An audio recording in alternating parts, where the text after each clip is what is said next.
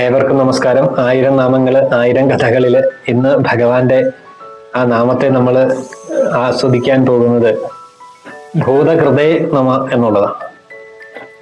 ഭഗവാന്റെ ഈ ഒരു നാമത്തിന് വളരെ വിശേഷപ്പെട്ട നമ്മളുടെ കേരളത്തില് ജനിച്ച മഹാത്മാവായിരിക്കുന്ന ഗുരുദേവനെ സൂചിപ്പിക്കുന്ന വാചകങ്ങൾ ഈ ഒരു നാമത്തിന്റെ കഥയുമായിട്ട് ബന്ധപ്പെട്ടുണ്ട്. അപ്പൊ ഏതായാലും ഈ അവസരത്തിൽ സാക്ഷാൽ ശ്രീനാരായണ ഗുരുദേവനെ കൂടി ഈ അവസരത്തിൽ ഓർക്കുന്നു. അദ്ദേഹത്തിന് നമസ്കാരം.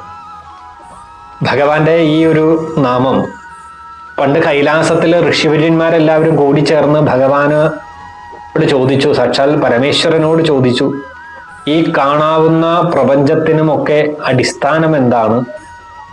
അപ്പോൾ അതിന് മഹാദേവൻ അവരോട് ഉത്തരം പറഞ്ഞു, ഈ പ്രപഞ്ചത്തെ മുഴുവൻ ഭഗവാനാകുന്ന വിഷ്ണുവാകുന്ന ഭഗവാനിൽ നിന്നാണ് അവിടെ സൃഷ്ടിയും ഉണ്ടാകുന്നതും താൻ തന്നെയാണ് ആ സൃഷ്ടിക്കുള്ള വസ്തുവും സൃഷ്ടിക്കുള്ള മെറ്റീരിയലും സൃഷ്ടിക്കുള്ള ഇൻസ്ട്രുമെന്റും അതോടൊപ്പം തന്നെ ആ സൃഷ്ടി ചെയ്യുന്ന ആളുമായിട്ട് താൻ തന്നെ മാറിയെന്ന്.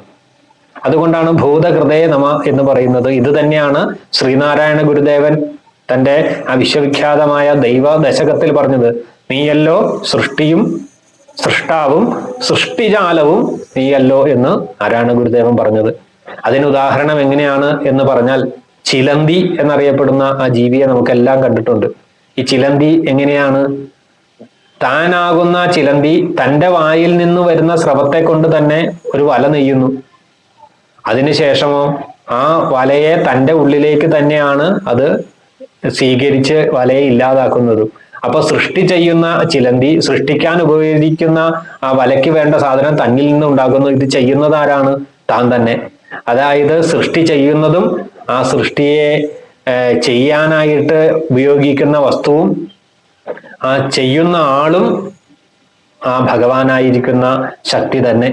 എങ്ങനെയാണോ നമ്മളെ സംബന്ധിച്ച് ഇപ്പോൾ ഒരു ദോശ ഉദാഹരണത്തിന് പറയുമ്പോൾ, ദോശ ഉണ്ടാക്കണമെങ്കിൽ ദോശമാവ് വേണം, ദോശ ഉണ്ടാകാനുള്ള ഒരാൾ വേണം, അത് ഉണ്ടാക്കാൻ പറ്റിയ ഒരു പാത്രം വേണം. ഈ 3 കാര്യങ്ങളെയും ചെയ്യുന്ന ആ ഒരു വസ്തു, അതിനെ തന്നെയാണ് ഇവിടെ ഭൂതകൃതേ നമ എന്ന് നാമത്തില് പറയപ്പെടുന്നത്. അപ്പൊ എല്ലാ തരത്തിലുമുള്ള